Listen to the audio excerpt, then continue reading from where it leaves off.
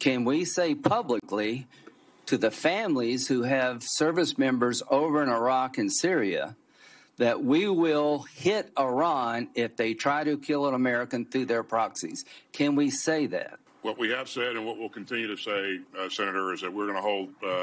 Well, I wish you would be more clear, because I'll tell you this. If one of these soldiers is killed, I'm going to say it. And I hope other people will join me. And Austin saying that they won't hesitate to take action if necessary against who they say are these Iran-backed groups responsible for these attacks. Elizabeth. All right. We're also getting warnings today, Kelly, from the FBI Director Christopher Wray, who was also testifying on Capitol Hill. He talked about the threats against Jewish people in the United States being at historic levels right now, and that he warned that there's a potential attack possible on the United States because this is agitating ISIS and al-Qaeda.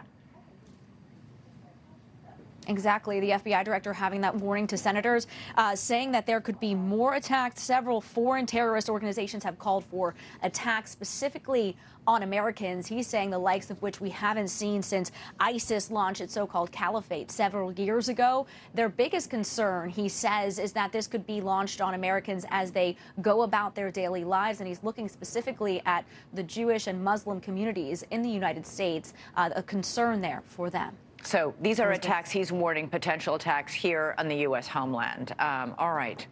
Kelly Meyer, thanks so much for a very busy and very full of news update from Capitol Hill tonight. All right, Chief Washington anchor Leland Vittert joins us now. Leland, what do you make of these FBI warnings about attacks and the threats against Jewish people in the United States going to new extraordinary historic levels? I don't know why we would be surprised. You have tens of thousands of people on American streets chanting from the river to the sea, or long live the Intifada. Both are calling for the extermination of Jews. You're having university campuses where students are allowed and encouraged to celebrate the slaughter of Jews. It doesn't seem all that surprising. And I think that this is the result of the lack of moral clarity that we've been talking about now for the past couple of weeks. It's no surprise, and I think it's interesting, and we'll talk about this a little later on the show, the connection of all of this to the southern border. And for a long time, people have been worried about who's coming through the southern border. If you were Hamas or Islamic Jihad or Hezbollah or any of the other Iranian groups, and you knew what was coming on October 7th from Hamas, it would almost be negligent as a military planner to have not tried to infiltrate people up through the American southern border.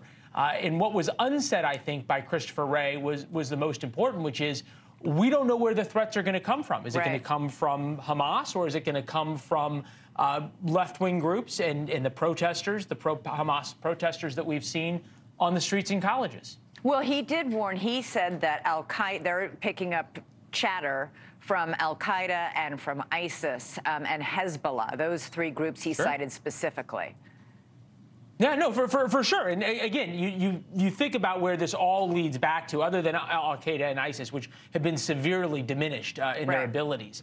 Hezbollah, that all comes from Iran. And these folks are very good, as evidenced by what happened on October 7th, very good at what they did. And I think Christopher Wray and others in the intelligence community would be well advised to realize just how big of a miss not only Israel had, but the United States had in not having visibility into the planning by the Iranians and by Hamas against Israel, and would have to be wondering right now, what are we missing? Are we missing the planning for an October 7th? Right.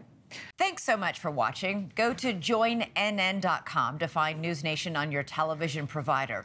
And don't forget to click the red subscribe button below to get more of NewsNation's fact-driven, unbiased coverage.